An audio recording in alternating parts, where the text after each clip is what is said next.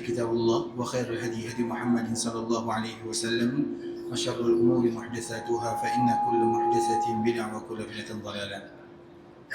إخوة الإسلام, saudara kaum muslimin, para tetamu Allah rahimani wa rahimakumullah. Alhamdulillah, Allah Subhanahu wa taala kembali memberikan kemudahan, kesempatan kepada kita bersama sehingga dengannya kita masih bisa duduk berada di dalam Masjid Rasulullah sallallahu alaihi wasallam untuk beribadah kepada Allah Subhanahu wa taala. Dan ibadah adalah rasa syukur kita yang sesungguhnya.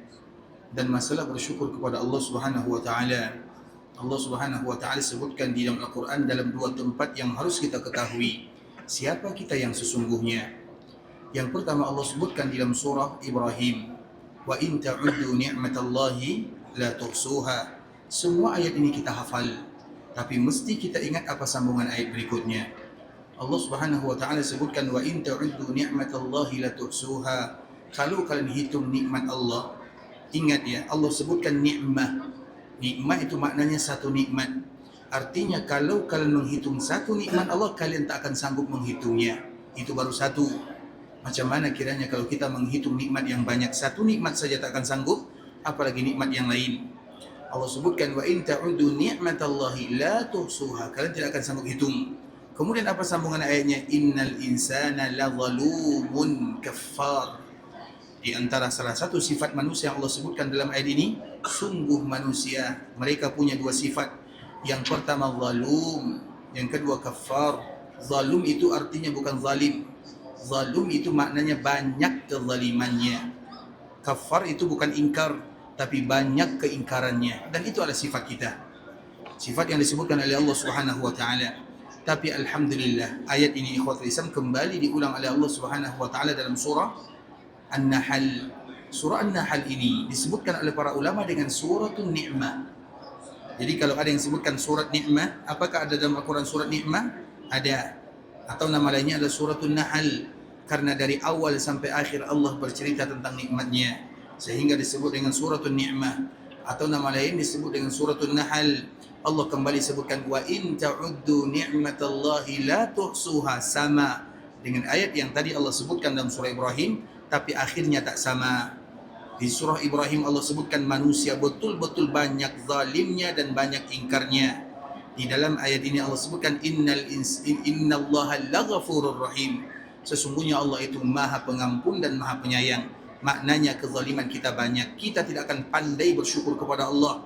Tapi walau demikian, kita ingin selalu berusaha menjadi hamba yang bersyukur kepada Allah, walau sedikit apa yang kita bisa berikan.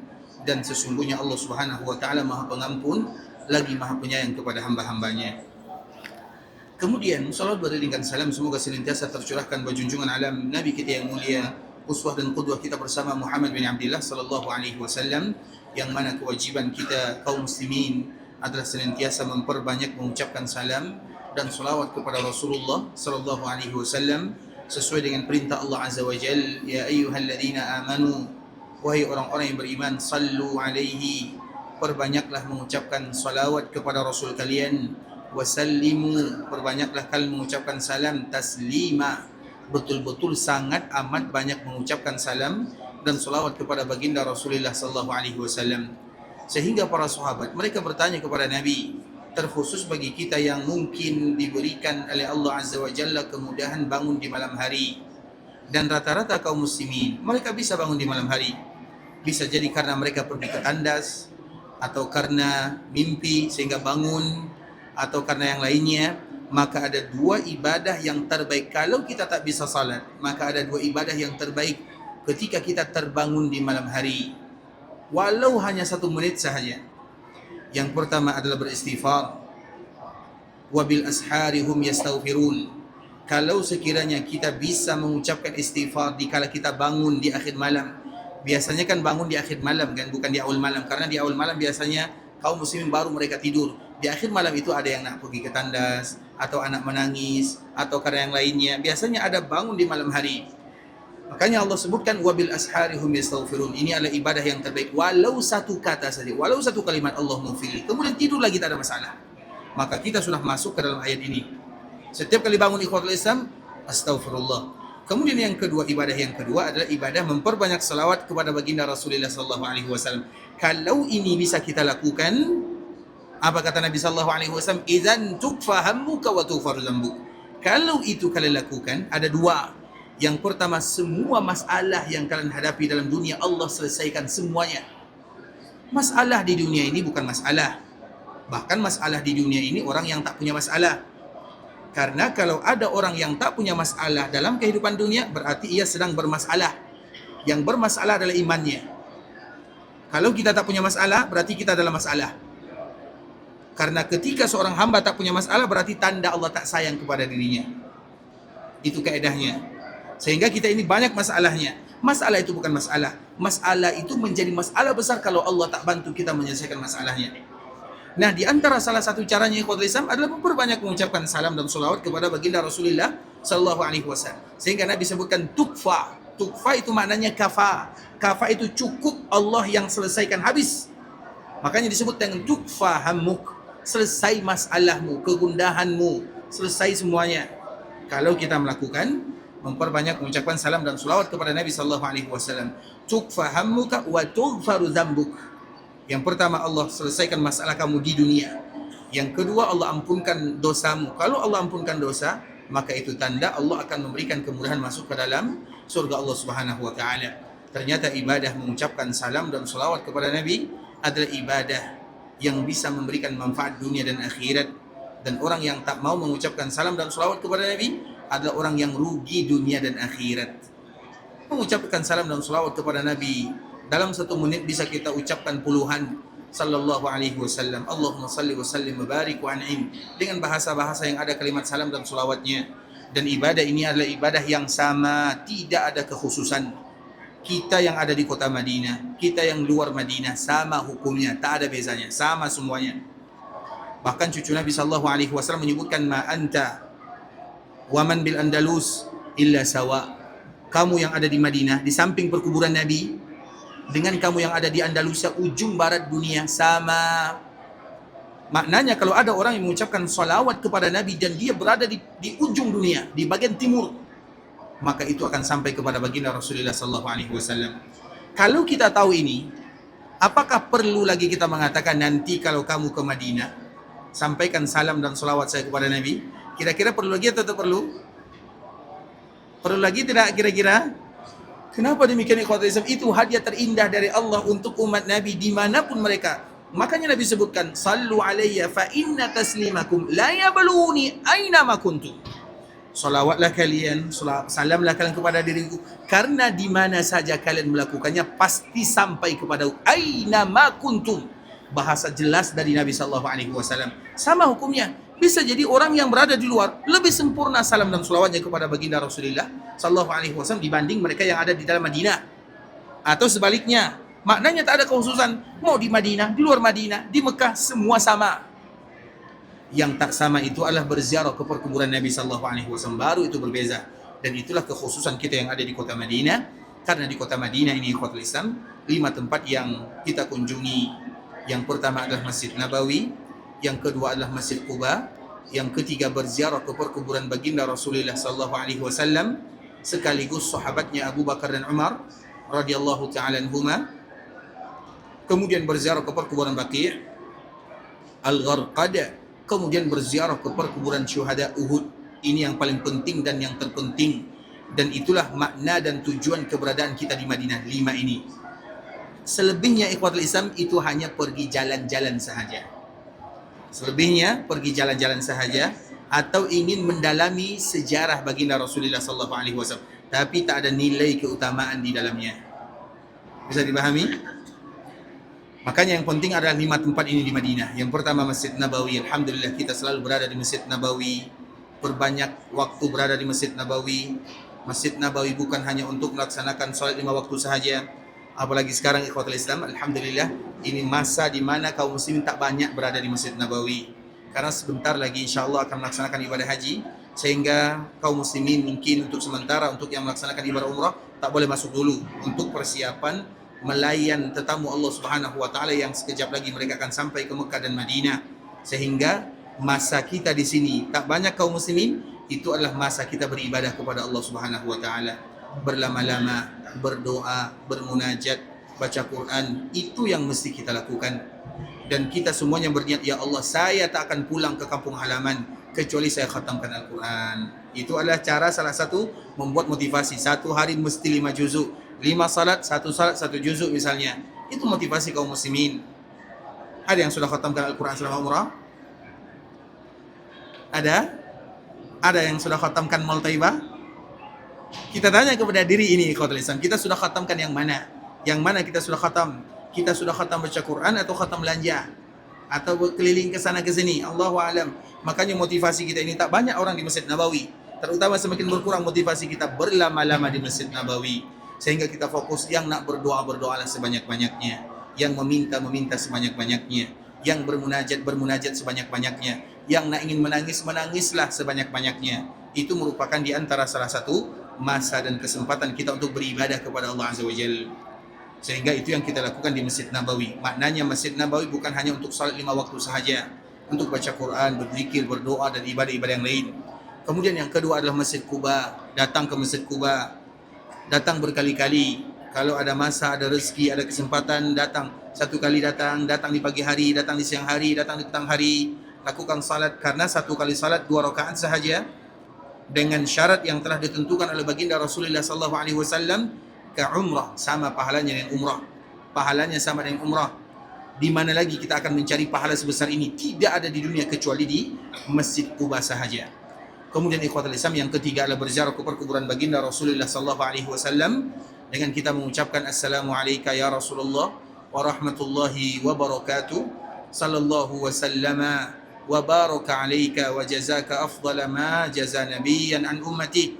Doa terbaik, hadiah seorang hamba yang cinta kepada nabinya untuk baginda Rasulullah SAW. Karena pembahasan kita sebelumnya adalah bagaimana semestinya kita cinta kepada Nabi SAW. Cinta itu ikhwatul Islam, banyak orang yang cinta kepada Nabi tapi hanya dengan lisan sahaja. Perbuatan ia tak pernah menunjukkan ia mencintai Nabi SAW. Dan salah satu tanda seorang mukmin, mereka cinta kepada nabinya, terkhusus ketika mereka berada di kota Madinah berziarah ke perkuburan Nabi. Kita cinta kepada ayah ibu, mereka sudah meninggal, mesti kita berziarah ke perkuburannya. Kalau perkuburan ayah ibu kita ziarahi, berdoa untuk arwah ayah ibu, macam mana dengan baginda Rasulullah SAW? Apalagi sekarang alhamdulillah berziarah ke perkuburan Nabi senang, ikhwatul Islam. Kemudian yang terpenting lagi adalah bagaimana doa yang terbaik untuk Nabi. Sehingga ini merupakan di antara tanda cinta kepada baginda Rasulullah SAW.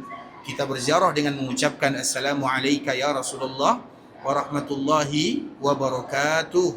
Sallallahu wa sallama wa baraka alaika wa jazaka afdala ma jaza nabiyan an ummati. Doa yang selalu kita ulang-ulang.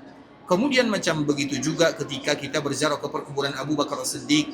Semua kita mencintai Abu Bakar As-Siddiq, manusia yang terbaik sepanjang masa, manusia yang paling mulia dari semua umat yang ada.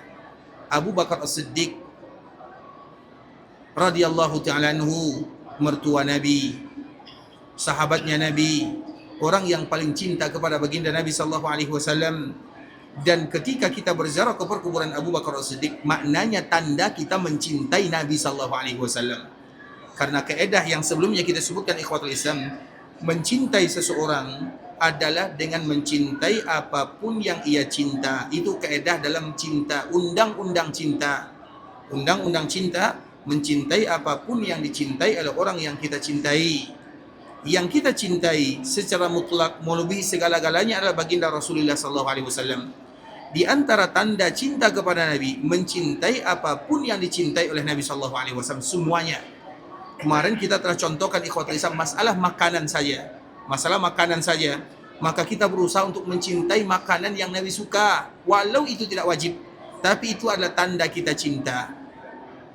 Seperti misalnya apa yang disebutkan oleh Anas bin Malik radhiyallahu ta'ala anhu. Anas bin Malik ini ikhwatul Islam adalah sahabat yang selalu bersama baginda Rasulullah SAW, selalu kawal Nabi, selalu bersama Nabi, selalu dampingi Nabi. Kemana-mana Nabi pergi ia ikut, karena ia pembantu Nabi SAW. Maka ia tahu apa yang Nabi suka, apa yang Nabi tak suka. Salah satu yang paling Nabi suka itu adalah dubba. Dan dubba ini ikhwatul Islam, saya rasa ini makanan yang masyhur yang banyak di daerah kita. Tapi cara masaknya lain. Itu saja perbezaannya. Dubba itu ikhwatul Islam artinya adalah labu. Tahu labu kan? Labu. Labu itu ikhwatul Islam makanan yang paling Nabi suka. Makanya setiap ada labu, ada makanan, Nabi cari labu. Masalahnya cara masak labu itu macam mana? Kalau kita labu, kita macam mana kita masak labu? Dia buat sayur atau buat apa namanya, kolak buat kolak yang manis-manis tu, kolak. Kalau Nabi SAW tidak demikian. Kalau Nabi labu itu dibuat macam kari, karena biasanya dia masuk campur dengan yang lain, dia macam kari. Terlepas daripada itu semua, Anas bin Malik menyebutkan setiap kali Nabi makan, aku tengok Nabi SAW yatatabba'ud dubba. Nabi kalau ada dubba, Nabi akan cari, ambil, kutip satu-satu. Nabi SAW. Kemudian Anas bin Malik menyebutkan, aku tak suka labu. Tapi semenjak aku tengok Nabi suka labu, setiap ada makanan Nabi cari labu, semenjak itu pula lah aku berusaha untuk menyukai labu, karena aku suka kepada Nabi SAW. Sama dengan hadis Jabir yang sebelumnya kita sebutkan. Jabir mengatakan, aku tak suka cuka. Semua kita tak suka cuka. Tapi semenjak Nabi mencintai cuka dan Nabi memuji cuka, Nabi sebutkan ni'mal udum al-khal. Cuka adalah makanan yang terbaik. Maka semenjak itulah Jabir mengatakan, aku suka cuka karena aku suka kepada Nabi. Alasannya satu sahaja, aku suka kepada cuka karena aku suka kepada baginda Rasulullah SAW. Padahal urusan makanan tak ada urusannya. Masalah selera boleh berbeza, tak ada masalah. Tapi itulah makna cinta. Dan orang yang paling cinta kepada Nabi adalah para sahabat. Tidak akan ada tandingannya. Dan yang paling mencintai Nabi SAW adalah Abu Bakar As-Siddiq radhiyallahu ta'ala anhu. Sehingga dengannya ikhwatul Islam, ketika dari Mekah, Allah Subhanahu wa taala izinkan Nabi SAW bersama, Allah izinkan kaum muslimin untuk hijrah, maka Abu Bakar nak hijrah. Tapi Nabi tahan, jangan dulu wahai Abu Bakar As-Siddiq, nanti baru kita hijrah. Maknanya Nabi ingin hijrah bersama Abu Bakar As-Siddiq radhiyallahu ta'ala anhu. Kemudian ikhwatul Islam, setelah Allah izinkan Nabi hijrah, maka Nabi keluar bersama Abu Bakar As-Siddiq. Keluar dari Mekah, Nabi mengatakan, wallahi innaki la khairu ardillah wa ahabbu ardillahi ilallah walaula anni ukhrijtu minki ma kharajtu. Demi Allah wahai Mekah, engkau adalah daerah yang terbaik, daerah yang paling mulia, daerah yang paling Allah cinta. Kalaulah bukan karena mereka usir, aku tidak akan pernah meninggalkan Mekah untuk selama-lamanya. Itu bahasa perpisahan yang Nabi ucapkan. Maka dari situlah Nabi awal mulakan hijrah. Dan hijrah itu ikhwatul Islam makna secara umum, orang yang hijrah adalah orang yang tak akan lagi kembali ke tempat semula. Itu namanya hijrah. Nabi hijrah dari Mekah menuju Madinah, Nabi tidak akan pernah lagi kembali menetap di Mekah. Karena kalau Nabi kembali ke Mekah, tak hijrah namanya. Jadi hijrah itu ikhwatul Islam meninggalkan yang lama, pergi ke yang baru dan tidak lagi kembali. Ada hijrah yang sudah habis masanya, itu hijrah Nabi. Ada hijrah yang akan selalu berlaku sampai hari kiamat. Hijrah dari perbuatan buruk, perangai buruk kepada perangai baik. Maknanya jangan kembali lagi. Itu makna hijrah. Hijrah dari kawan buruk kepada kawan baik, jangan kembali lagi. Kecuali kalau ingin ajak kawan tersebut. Hijrah dari tempat yang tidak beriman kepada Allah kepada tempat yang bisa buat kita beribadah, jangan kembali lagi. Itu baru makna hijrah. Dan hijrah itu tak senang diucapkan, sulit diterapkan. Itu kalimat hijrah. Makanya hijrah, makna hijrah itu mesti kita tahu dulu. Hijrah itu tak boleh lagi kembali. Makanya Nabi SAW ketika datang Fathu Mekah. Fathu Mekah ini kan kita tahu, Fathu Mekah itu adalah di antara perjuangan, hasil dari perjuangan yang begitu indah. Terjadi pada tahun ke-8 Hijriah. Nabi SAW sampai ke Mekah. Kemudian orang sampai di Mekah, Nabi SAW pasang khaymah. Khaymah itu tempat tidur, tenda lah, macam tenda buat khaymah. Dan khaymah itu ikhwatul Islam, tahukah kita di mana Nabi buat? Ada sebuah tempat namanya, kalau tak salah, Hajun. Hajun itu ikhwatul Islam, kalau bahasa sekarangnya itu dekat dengan Ma'la, atau yang lebih istilah populer bagi kita bersama yaitu perkuburan Ma'la. Perkuburan Ma'la itu perkuburan yang ada di Mekah. Kalau di Madinah perkuburan Baqi', kalau di Mekah namanya Ma'la. Dan disebut dengan Ma'la karena ia tempatnya tinggi, maka disebut dengan Ma'la. Ala itu agak tinggi, maka disebut dengan Ma'la. Nah, Khadijah di sana. Ibunda Khadijah dikuburkan di sana. Anak Nabi Qasim di sana. Anak Nabi Abdullah juga di sana. Jadi maknanya istri Nabi dan anak Nabi tinggal dikuburkan di sana. Jadi Nabi buat khaimah tadi dekat tak jauhlah dari Ma'la. Kemudian tentu ada makna di dalamnya. Yang pertama, kalau Nabi ke Mekah buat khaimah, buat tenda ini, biasanya kalau orang buat tenda itu ikhwat Islam, berapa lama mereka duduk di dalam tenda itu biasanya? Berapa lama tinggal? 3 hari, 4 hari. Maknanya tak akan tinggal dalam waktu yang lama. Artinya ketika Nabi berada di Mekah, Nabi tak tinggal di rumah. Karena kalau tinggal di rumah, maknanya nanti tinggal dalam waktu yang lama. Tapi kalau tinggal di dalam khaimah, maknanya waktunya singkat. Dan dekat dengan perkuburan Ibunda Khadijah, seolah Nabi SAW ingin bagi tahu kepada Ibunda Khadijah bahwa ini adalah hasil daripada perjuangan kita bersama. Karena yang berjuang itu adalah Nabi SAW, Ibunda Khadijah. Kaum muslimin mungkin sedikit mereka tahu macam mana perjuangan Ibunda Khadijah. Ibunda Khadijah itu ikhwatul Islam menyerahkan hartanya, dirinya, semua yang ia punya kepada Nabi SAW dalam berdakwah, semua yang ia punya. Ibunda Khadijah kan orang kaya raya, kaya sangat. Kalau dihitung duitnya itu banyak, jutaan rial ikhwatul Islam. Kalau sekarang kita hitung jutaan rial, semuanya habis berdakwah di jalan Allah Subhanahu wa taala. Bahkan Ibunda Khadijah ini merupakan salah satu contoh istri yang tidak akan pernah ada duanya di dunia. Pernah ikhwatul Islam cerita, kita tahu ya, cerita Nabi pernah dipulaukan, diboikot. Nabi pernah diboikot selama 3 tahun lamanya. Yang diboikot itu ikhwatul Islam itu berasal dari Bani Hashim. Hashim itu adalah buyut Nabi SAW, Muhammad bin Abdullah bin Syaibah bin Hashim, atau Muhammad bin Abdullah bin Abdul Muttalib bin Hashim bin Abdul Manab bin Qusay bin Kilab bin Murrah bin Lu'ay bin ila akhirih. Nah, Hashim itu adalah kakek Nabi SAW, kakek buyut Nabi, kakeknya Abdullah. Nah, Bani Hashim berarti keluarga daripada Hashim ini. Jadi yang diboikot itu ikhwatul Islam khusus Bani Hashim sahaja. Khadijah, apakah Khadijah itu berasal dari Bani Hashim atau bukan? Khadijah ini lain. Khadijah ini berasal dari Bani Asad. Yang boikot itu maknanya ikhwatul Islam tak boleh kawin, tak boleh jual beli, tak boleh. Sehingga Bani Hashim ini, yang muslim, yang bukan muslim, semuanya mereka tak boleh makan, tak boleh minum. Karena makanan tak ada. Mungkin makanan bisa mungkin 1 bulan, 2 bulan, 3 bulan. Mereka diboikot 3 tahun lamanya, 3 tahun. Sampai Nabi SAW ikhwatul Islam, dia makan daun yang kering, bukan daun yang basah. Kalau daun yang basah masih boleh ditelan. Tapi kalau daun yang kering, macam mana nak makan ikhwatul Islam? Daun kering pun hewan tak makan. Itu istilahnya. Saking tak ada makanannya di sana. Itu boikot. Kemudian yang diboikot itu, yang dipulaukan, yang ditahan, yang tak boleh bergaul itu hanya Bani Hashim. Karena kabilah Arab itu kurang lebih ada 14 bani, ada 14 suku. Salah satunya suku Bani Hashim. Kemudian ikhwatul Islam, Ibunda Khadijah itu bukan Bani Hashim, dia adalah Bani Asad, Bani lain. Maknanya dia tak masuk. Tapi walau Nabi diboikot 3 tahun, selama itu pula lah Ibunda Khadijah ikut bersama Nabi, tak pernah tinggalkan Nabi walau dalam keadaan sulit. Padahal dia orang yang kaya raya.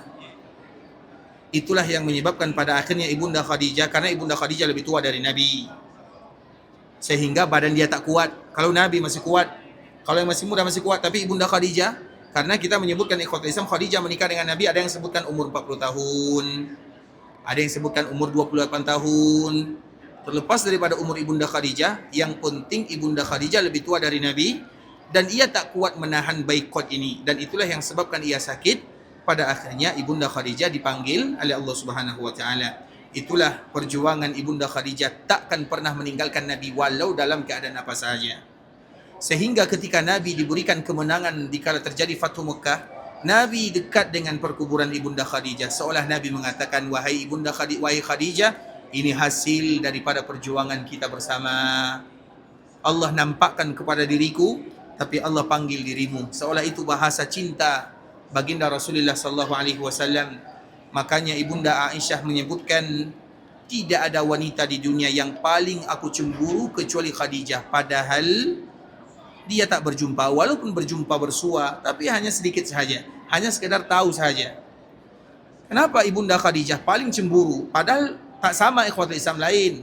Maka Ibunda Aisyah mengatakan, sangat sering Nabi SAW sebut Khadijah. Setiap kali Nabi ada di majlis Khadijah, selalu Khadijah yang disebut oleh Nabi SAW. Bahkan tak jarang Nabi SAW menyembelih kambing atas nama Ibunda Khadijah radhiyallahu ta'ala anha. Karena ada 4 amalan ikhwatul Islam, yang amalan ini sampai kepada orang yang meninggal, dan ini disepakati ijma' para ulama di dalamnya, tak ada perbezaan di dalamnya. Yang pertama doa, dan ini penting bagi ayah kita yang sudah meninggal, ibu kita yang sudah meninggal, atau kawan kita yang sudah meninggal, atau saudara kita yang meninggal, atau keluarga dekat yang sudah meninggal. Ada 4 ibadah yang semuanya sepakat semuanya. Yang pertama doa ini mesti sampai, itu kita semua sepakat. Yang kedua ikhwatul Islam, yang disepakati sampai ibadah tersebut adalah puasa. Yang ketiga ikhwatul Islam, sedekah. Yang keempat adalah badal, baik itu badal haji atau badal umrah. Ini yang disepakati, selebihnya tak disepakati. Contoh misalnya, Quran yang kita baca. Quran yang kita baca ini sampai tak kepada orang yang meninggal? Sampai atau tak sampai? Kenapa pula tak sampai? Sampai atau tak sampai? Quran, kalau kita baca Quran, sampai tak kepada orang meninggal? Sampai atau tak sampai? Tengok dulu, untuk siapa kita baca? Kalau untuk ayah ibu, itu mesti sampai. Bisa dipahami? Dan untuk ayah ibu, semua ibadah yang kita buat mesti sampai. Karena kita dengan ayah dan ibu tak boleh terpisah selama-lamanya. Kita akan selalu jadi anak ayah dan ibu kita.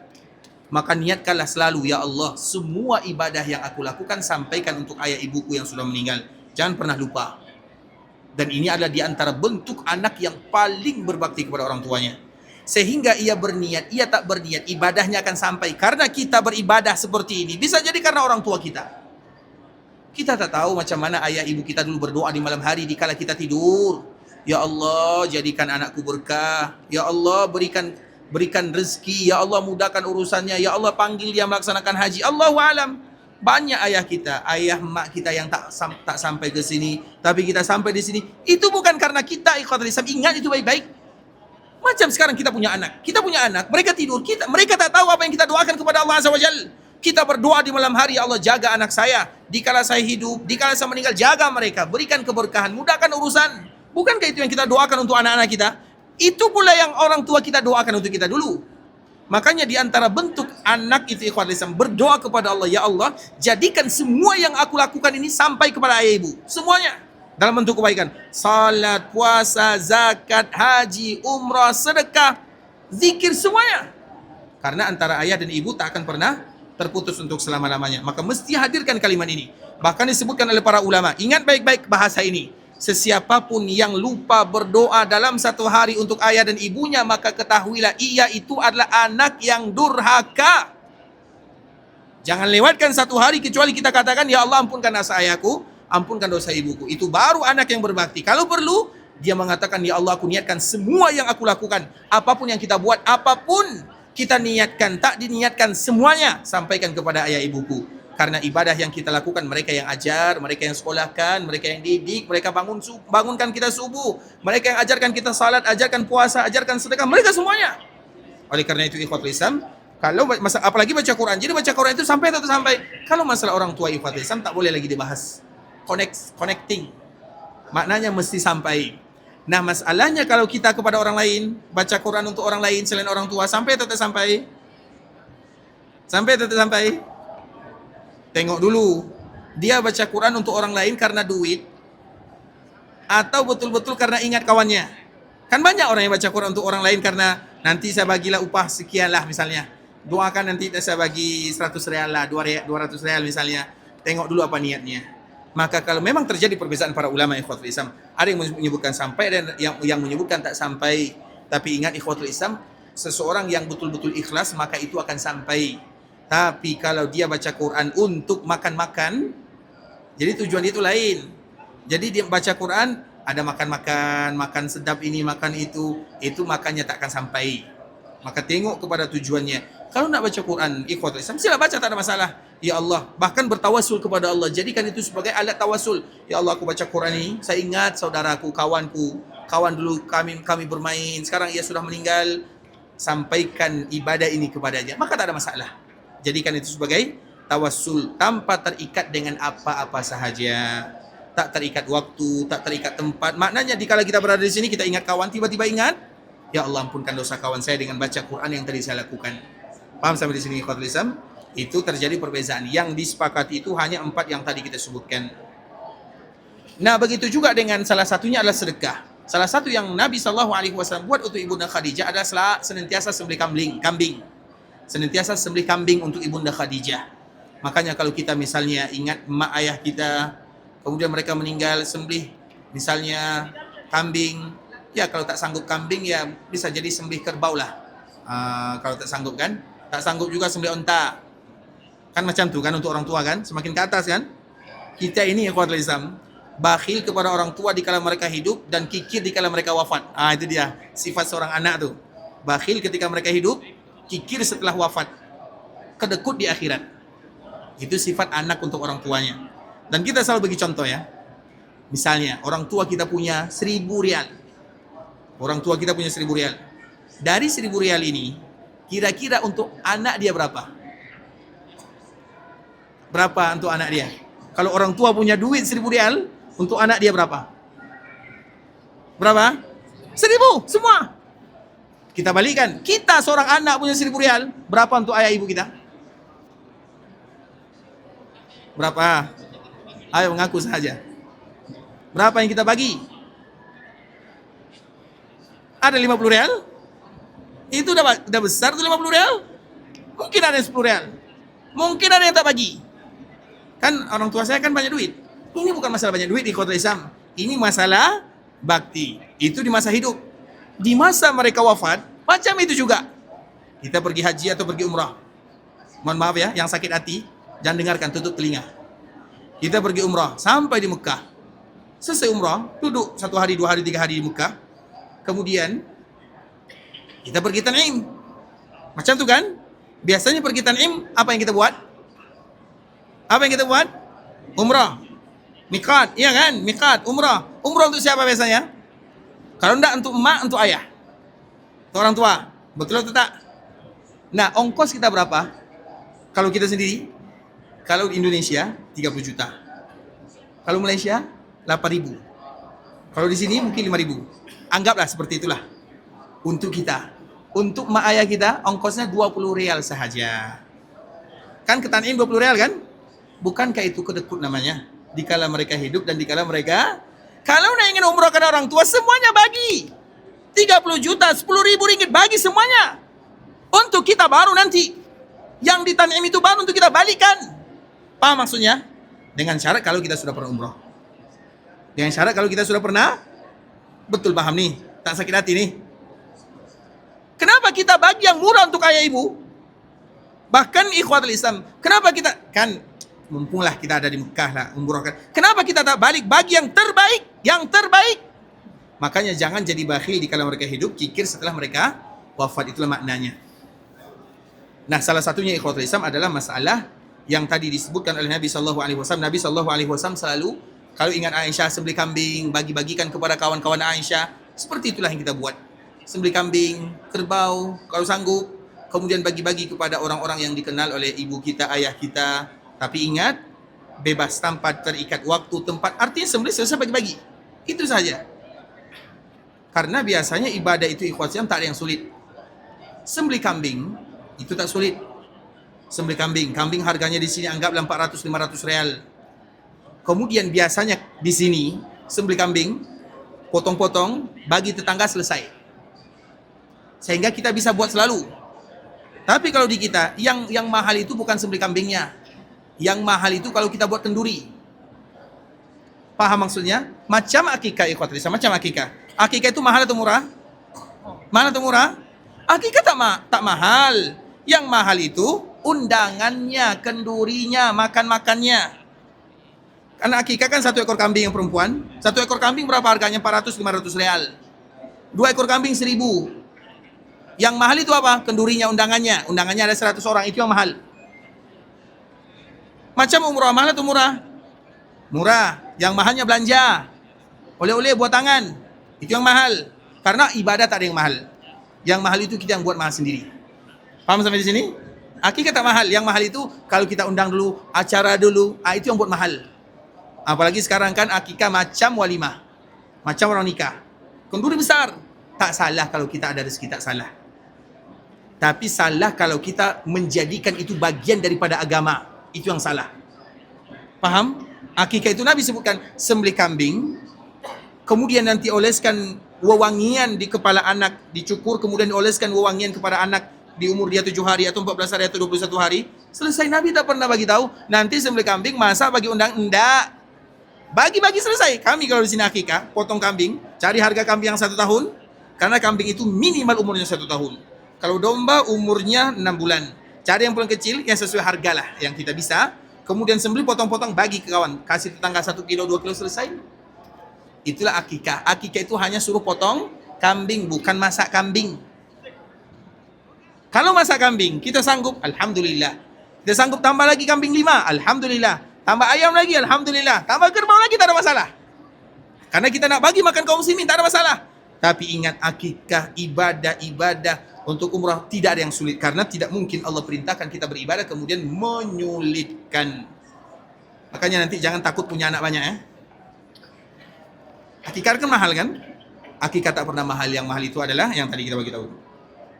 Salah satunya adalah Ibunda Aisyah radhiyallahu taala anha. Ibunda Aisyah radhiyallahu, Ibunda Khadijah. Ibunda Khadijah ini ikhwatul Islam, Nabi sembelih kambing. Tapi ingat, yang sembelih kambing tidak terikat dengan waktu, hari keberapa saja, sila. Makanya kita tengok Nabi kadang-kadang sembelih kambing itu setelah bertahun-tahun lamanya. Tak diikat dengan hari. Ada yang mesti hari ke-40, ada yang mesti hari ke-100, hari ke-1000, hari setahun. Kapan, bila-bila sahaja. Tanpa diikat waktu dan tempat. Itulah yang Nabi buat untuk Ibunda Khadijah radhiyallahu taala anha. Kemudian Nabi sallallahu alaihi wasallam berada di sana ikhwatul Islam, seolah-olah Nabi katakan, "Wahai Khadijah, Allah berikan kemenangan kepada kami, ini hasil perjuangan kamu." Seolah-olah itu merupakan di antara yang disebutkan oleh baginda Rasulullah sallallahu alaihi wasallam. Tapi ikhwatul Islam, kita lanjutkan kepada cerita para sahabat tadi, yang sahabat yang paling mencintai, yang paling cinta kepada Nabi sallallahu alaihi wasallam tadi kita sebutkan Khadijah.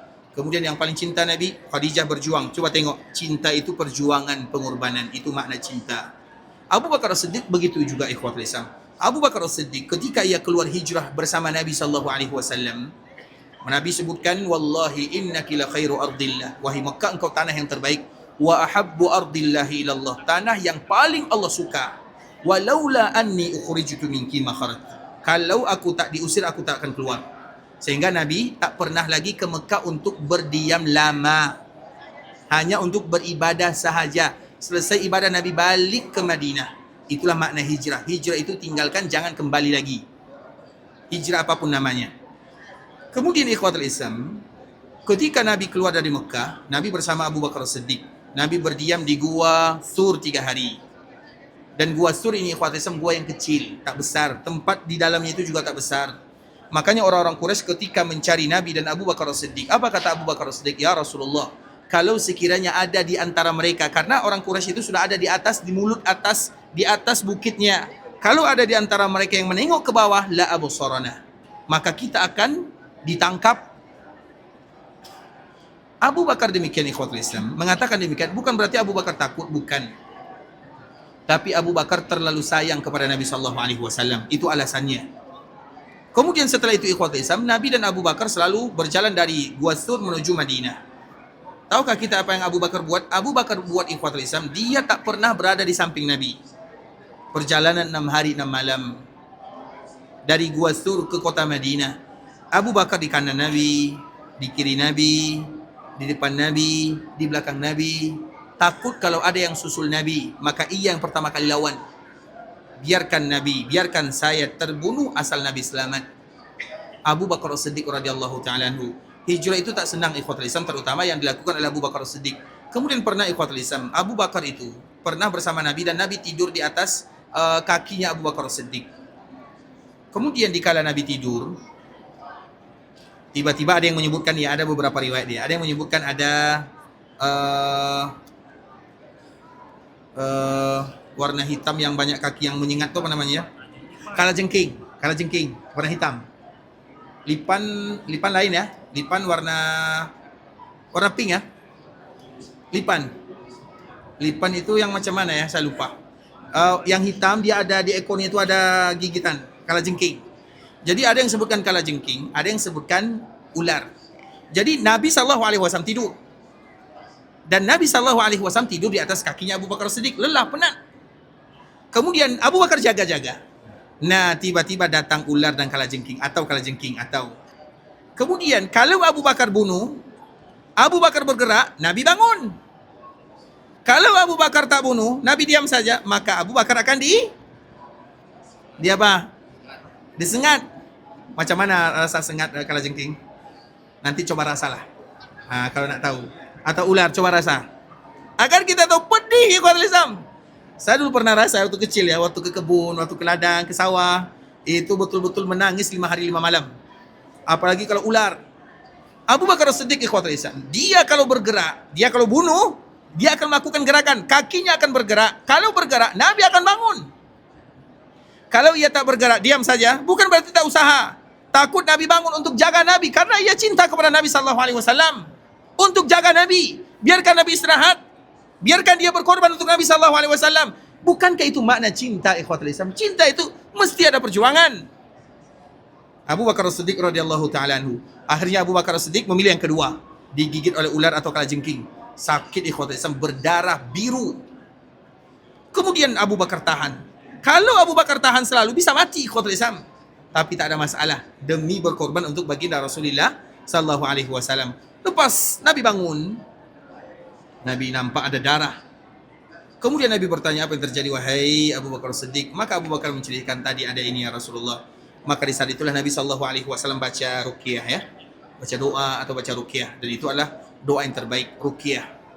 Ruqyah untuk kita kemana-mana kita pergi, bismillahilladzi la yadurru ma'asmihi syai'un fil ardi wala fis sama' wa huwas samiul alim. Atau baca ruqyah al-Fatihah. Ruqyah untuk anak-anak, u'izuka bi kalimatillahi tammah min kulli syaitanin wa hamma wa min kulli ainin lamma. Ini adalah ruqyah Nabi untuk anaknya Hasan dan Husain. Kemudian Nabi bagi tahu, ini pula lah ruqyah Ibrahim untuk anaknya Ismail dan Ishaq. Dan itu jugalah ruqyah yang dibaca oleh kaum muslimin yang ikut kepada Nabi Muhammad dan ikut kepada Nabi Ibrahim. Sudah hafal ruqyahnya? Sudah hafal atau belum? Yang tak hafal adalah tanda orang tua tak sayang anak. Kan tak hafal kan? Kita tak bisa jaga anak 24 jam ya ikhwatul Islam, tak bisa jaga. Tapi Allah akan jaga selalu. Di antara selalu kalimatnya adalah ini. Wa inzuka bi kalimatillahi tamma. Aku meminta perlindungan kepada Allah yang maha sempurna untuk dirimu. Maknanya, ya Allah, jaga anakku selama-lamanya. Min kulli syaitanin wa hammah. Aku berlindung kepada Allah agar tidak diganggu anakku. Baik yang mengganggu itu adalah jin, syaitan, atau yang mengganggu itu yang suka gigit-gigit. Nyamuklah, semutlah, semua yang gigit. Itu terbaik ikhwatul Islam. Wa min kulli ainin lammah. Dan aku juga berlindung kepada engkau ya Allah, jaga anakku dari ain. Ain itu adalah mata jahat. Ain itu maknanya adalah mata jahat. Mata jahat itu maknanya ikhwatul Islam, karena anak-anak ini kan comel semua kan. Tidak semua orang yang memuji anak kita itu karena mereka suka. Paham? Tidak semua kan anak-anak comel, semuanya anak comel. Kemudian bagusnya, cantiknya, comelnya. Kadang itu ada mata jahat, syaitan masuk karena ain namanya. Kadang anak tiba-tiba menangis, tiba-tiba kejang-kejang, tiba-tiba sakit, bahkan banyak yang mati, meninggal. Itu ain namanya. Fa innal aina haqqun. Ain itu sesuatu yang nyata, fakta, ada, realita. Makanya itulah gunanya ikhwatul Islam, jangan post gambar anak di media sosial. Anak kita itu, kalau dia diberikan, kan handsome semua tu, Masya Allah, Allahumma barik. Kalau dia diberikan kelebihan, untuk kita saja, untuk orang tuanya. Karena nanti kalau kita post ikhwatul Islam, masukkan ke Instagram, masukkan ke Facebook, masukkan ke semua media sosial, Bisa jadi. Yang tengok anak kita itu apakah semua manusia yang tengok anak kita mereka suka? Tak semua suka. Dan itu sifat manusia. Makanya supaya tidak terjadi ain, jangan buat seperti itu. Itu banyak cerita ikhwatul Islam. Di sini itu banyak sangat. Itu anak dia tuh umurnya 7 tahun. Dia betul-betul Allahu Akbar. Allahu Akbar. Tampan, kita tahulah anak-anak Arab macam mana. Tampan, indah, sempurna. Baru berselang beberapa hari naik kursi roda tak bisa jalan. Makanya ingat jaga anak-anak kita. Salah satunya janganlah buat pos-pos anak kita. Kalau nak ingin pos-pos untuk diri sendiri saja. Karena tak semua orang suka sama anak kita. Nikmat itu untuk dinikmati, bukan untuk dipamerkan sama orang lain. Oleh karena itu ikhwatul Islam, di antara salah satu, ini kaedah ya, karena kita mumpung jaga masalah sini, di antara salah satu yang harus diingat oleh orang tua, oleh kita semuanya, sesiapapun di antara kita yang punya kelebihan, ingat, lebih handsome-nya, lebih comel anaknya, lebih hartanya, lebih rumahnya, lebih kedainya, lebih istrinya, pokoknya semua yang lebih. Apa yang mesti kita ucapkan? Apa yang harus kita ucapkan? Apa yang kita ucapkan? Siapa yang bagi tahu Masya Allah kalimat yang harus kita ucapkan? Apa yang kita ucapkan? Allah Subhanahu wa taala bagi tahu dalam Al-Qur'an surah Al-Kahfi yang kita baca setiap hari Jumat. Walaula iz dakhalta jannataka qulta ma syaa Allahu la quwwata illa billah. Ingat bahasanya. Masya Allah. Jangan sampai di sini saja. Masya Allah. La quwwata illa billah. Bukan la haula wa la quwwata illa billah. Maka nanti cari dalam surah Kahfi. Ada kedai bagus. Tulis di depannya. Masya Allah la quwwata illa billah. Ada rumah bagus. Masya Allah la quwwata illa billah. Ada kereta bagus. Mobil bagus. Kendaraan bagus. Masya Allah la quwwata illa billah. Di sini ikhwatul Islam. Kalau kita nak pergi masuk kedai. Sesekali tengok apa yang mereka buat. Awal masuk kedai itu yang mereka tulis. Masya Allah la quwwata illa billah. Masya Allah la quwwata illa billah. Sehingga kalau banyak pun orang hasad, sudah dijaga oleh Allah Subhanahu wa taala, sudah terjaga dengan kalimat yang mulia yang Allah ajarkan kepada kita bersama. Masya Allah la quwwata illa billah. Itu kalau kita yang punya. Kalau orang lain yang punya, apa yang kita baca? Masya Allah tabarakallah atau barakallahu fik. Atau barakallahu fik, karena Nabi katakan barik lahu, minta agar Allah bagi keberkahan kepada apa yang ia punya. Itu kaedah. Nah, salah satu kalau kita tak baca ini dan tidak semua orang paham, maka kalau kita tak baca ini, maka masuklah yang tadi kita sebut dengan ain. Maka itulah gunanya kita ruqyah yang tadi kita bagi tahu. Allahumma inni u'izuka bi kalimatillahi tamma min kulli syaitanin wa hamma wa min kulli ainin lamma. Sudah hafal itu belum? Sudah hafal itu belum? Usahakan nanti dihafal ya. Ini untuk anak kita semuanya. Untuk anak kita juga, bukan untuk orang lain. Tapi ikhwatul Islam, kenapa kita sampai di sini tadi nih? Kemana-mana hari ini pembahasan kita ya. Semuanya tentang cinta Nabi sallallahu alaihi wasallam. Jadi Nabi ruqyah Abu Bakar Siddiq radhiyallahu ta'ala. Ruqyah yang terbaik itu adalah Al-Fatihah. Ruqyah yang terbaik itu Al-Fatihah. Kemudian ayat kursi. Kemudian surah Al-Baqarah wattaba'u ayat 101 atau 102. Wattaba'u ma tatul syaitin ala mulki Sulaiman. Kemudian ruqyah yang terbaik itu adalah akhir surat Al-Baqarah, kafatah. Sesiapa yang baca dua akhir surah Al-Baqarah, kafatah, cukup Allah akan jaga dia, kafatah. Kemudian ada 5 qul. Ada 5 qul. Yang pertama qul uhiya ilai, surat jin. Allah maktubkan dalam surah jin juzuk 29. Makanya diawali dengan qul uhiya ilayya. Yang kedua adalah qul ya ayyuhal kafirun. Yang ketiga qul huwallahu ahad. Yang keempat qul a'udzu birabbil falaq. Yang kelima qul a'udzu birabbin nas. Itulah ruqyah. Ruqyah untuk diri sendiri, ruqyah untuk istri, ruqyah untuk anak, ruqyah untuk keluarga yang dekat. Kita ruqyah, itulah ruqyah yang terbaik. Makanya siapapun yang sakit, itu yang pertama kali harus kita ucapkan. Itu yang pertama kali mesti kita lakukan. Maknanya pertolongan pertama.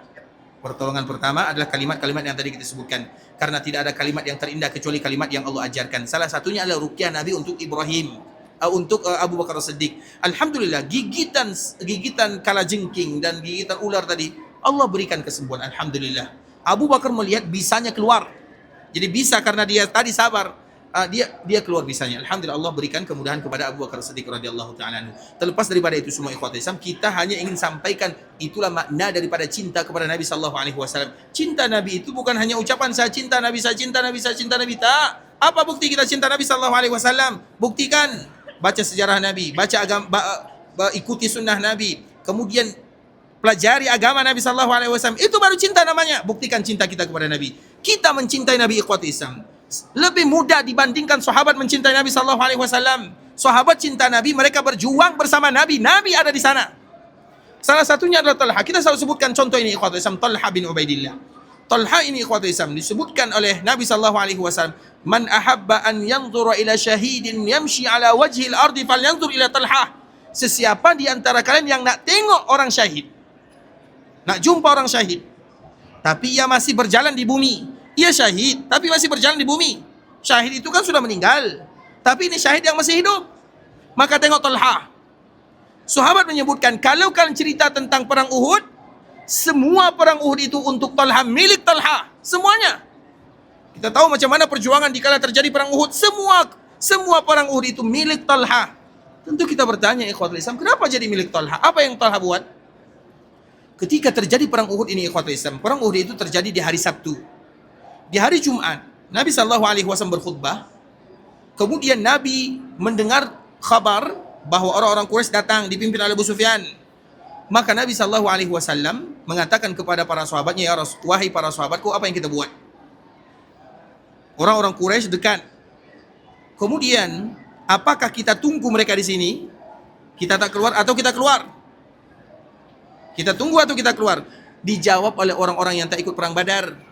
Jadi ada sebagian yang tak ikut perang Badar, "Ya Rasulullah, demi Allah, kita tidak akan tunggu mereka di sini. Kita bukan penakut. Kita songsong mereka keluar. Kita keluar agar bertemu di luar." Nabi lebih suka tinggal di dalam. Tapi karena ada sebagian yang tak ikut perang Badar, mereka semangat berjihad bersama Nabi. Dikala Nabi mendengarkan kalimat ini, Nabi langsung masuk bilik kamarnya. Nabi pakai baju besinya. Kemudian Nabi keluar. Jadi sahabat ini kembali mengatakan, "Ya Rasulullah, ini pendapat kami. Kalau seandainya engkau punya yang lain, kalau kamu suruh kami akan ikut apapun yang kamu buat." Apa kata Nabi? Tidak pantas seorang Nabi kalau ia sudah pakai baju besi kembali mundur. Maknanya mesti maju. Kemudian keluar ikhwatul Islam petang Jumat. Jadi Jumat tadi, lepas Jumat keluar petang Jumat. Keluar sampai ke Uhud. Uhud kan tak jauh kan? Kurang lebih 3 kilo. Jadi petang Jumat sampai malam 1 Nabi SAW berada di sana. Di perjalanan ikhwatul Islam, maka di saat itulah kita kenal ada orang-orang munafikun, mereka tak ikut Nabi SAW. Maknanya mereka berkeluar bersama Nabi, tapi di perjalanan mereka tinggalkan Nabi SAW. Dan itu lebih teruk dibandingkan kalau memang tak ikut dari awal. Kalau tak ikut dari awal ringan, tapi kalau sudah ikut kemudian keluar, itu akan membuat kaum muslimin lemah. Makanya di antara dosa besar at-tawalli yaumuz zahaf, yaitu lari di kala terjadi perang. Karena bukan masalah dia, tapi akan membuat semangat kaum muslimin lemah, mundur, mati semuanya. Makanya tak boleh. Itu termasuk di antara dosa besar. Dan orang-orang munafikun 300 orang, bukan 1-2 orang, 300, dan mereka sudah keluar. Dan mereka itu jahat ikhwatul Islam, jahat kepada Nabi SAW, jahat kepada Nabi. Bahkan kan kita tahu di kala terjadi perang Uhud, Nabi kan masuk lubang, kemudian Nabi pingsan. Itu yang buat itu siapa ikhwatul Islam? Orang munafikun itu yang buat. Orang munafikun itu mereka jahat. Padahal Abdullah bin Ubay bin Salul, Abdullah itu ikhwatul Islam, waktu Nabi berada di Madinah, dia mengatakan kalimat ini. "Ya ayuhan nas, wahai manusia, hadza Rasulullah, ini adalah Rasulullah. Azimu, akrimu, waqiruh." Muliakan dia, agungkan dia. Ini Rasul kita. Padahal dialah yang paling jahat kepada Nabi SAW. Makanya kadang-kadang ikhwatul Islam banyak yang suka cakap itu, kadang-kadang cakap mereka itu, makanya kita tak boleh banyak cakap ya. Oh, kaum muslimin seperti ini, kalau bukan urusan kita jangan banyak cakap, karena biasanya orang yang banyak cakap tak banyak kerja. Paham ya? Kan itu kaedahnya, yang banyak cakap tak banyak, yang banyak kerja itu biasanya tak banyak cakapnya. Kan banyak kaum muslimin sekarang yang banyak cakap kan? Cakap ini, cakap itu, semua dia cakap. Oh, negara ini, tak ini. Apa urusannya? Itu bukan, itulah yang dulu dibuat oleh Abdullah bin Ubay bin Salul. Ini Rasulullah, agungkan dia, muliakan kita. Dan dia mengatakan kalimat, hadiyatun adahallahu lakum. Ini hadiah dari Allah untuk kalian. Padahal dia yang membelot. Dia yang memusuhi Nabi. Dia katakan Nabi bakhil, Nabi kikir, Nabi sombong, semuanya jahat. Jahat kepada Nabi sallallahu alaihi wasallam. Salah satunya ikhwatul Islam dikala terjadi perang Uhud ini, mereka buat lubang. Nabi masuk ke lubang. Nabi itu kita tahu, Nabi kan kuat. Nabi itu kuat ikhwatul Islam. Kuatnya 40 kali ganda dibandingkan kekuatan manusia biasa. Kuat. Tapi Nabi pingsan dikala terjadi perang Uhud. Maknanya ikhwatul Islam berarti ada sesuatu yang berbahaya. Itulah perbuatan orang-orang munafikun yang tadi kita ceritakan. Kemudian ikhwatul Islam dikala terjadi perang Uhud ini, terjadi perang kaum muslimin 700 orang. Dan Nabi sudah aturkan, sudah buat ya. Nabi SAW katakan kepada yang Jabal Rumah, yang kita kenal ya Jabal Rumah, mereka yang ada di sana, jangan kalian turun apapun yang terjadi, karena jumlahnya 50 orang ahli pemanah, sniper kalau bahasa kitanya. Mereka ahli memanah. Nabi pesan, jangan kalian turun apapun yang terjadi, bahkan kalau sekiranya jasad kami sudah dimakan oleh burung pemakan bangkai itu, kalau seandainya jasad kami sudah termakan, diambil oleh burung ini, sudah terpisah jasad dan daging dan tulang, jangan kalian turun. Pesan Nabi jelas, apapun yang terjadi jangan kalian turun. Qaddarallah wa ma syaa fa'al. Ketika kaum muslimin berperang ikhwatul Islam, Allah bagi kemenangan. Dan sebagian kaum muslimin sudah terlalu cepat kita menang selesai. Karena mereka menang sebelumnya. Jadi dah selesai. Ternyata mereka turun. Dan pemimpin mereka mengatakan, wahai kalian, ingat pesan Nabi, jangan turun. Semuanya turun kecuali 3 orang. Kecuali tiga orang ini pada akhirnya mereka terbunuh. Karena Khalid nampak ya, jadi dia berputar. Kita tahulah ceritanya. Kemudian dikala mereka turun, sehingga musuh kaum muslimin dari depan dan dari belakang. Kalau sudah dua-dua, maka tentu sulit kaum muslimin untuk menang. Maka di saat itulah ikhwatul Islam, kaum muslimin, mereka terpaksa menghindar ke atas bukit Uhud. Nabi sallallahu alaihi wasallam ia terjatuh di dalam lubang. Ada yang menyebutkan karena masuk anak panah, masuk besi di sini. Semua Nabi betul-betul Nabi berdarah. Kemudian ikhwatul Islam Nabi pingsan. Ketika Nabi pingsan, maka dikabarkan Nabi terbunuh. Sehingga kaum muslim lemah karena Nabi terbunuh, padahal Nabi pingsan saja. Kemudian ikhwatul Islam, apa kata sebahagian sahabat yang kuat keimanannya, Nabi hidup atau Nabi terbunuh, kita tetap akan berjuang. Sama saja, kita akan berjuang. Macam mana nak lari? Kemudian pada akhirnya datanglah Talha. Ini Talha ceritanya. Dia Talha ini ikhwatul Islam nengok Nabi itu, akhirnya Nabi sadar. Kemudian karena semua orang mereka nak cari Nabi sallallahu alaihi wasallam, mereka yang tujuan mereka itu Nabi sallallahu alaihi wasallam, semua cari Nabi. Di saat itulah berangkat Talha, berdiri Talha, badan dia ini ikhwatul Islam dijadikan tameng. Ini panah masuk, ini tombah masuk, ini pedang masuk, semuanya 80 tikaman yang ada di badannya, jasadnya, untuk bela baginda Rasulullah sallallahu alaihi wasallam. Kita sanggup tak? Tidak akan ada di antara kita yang sanggup.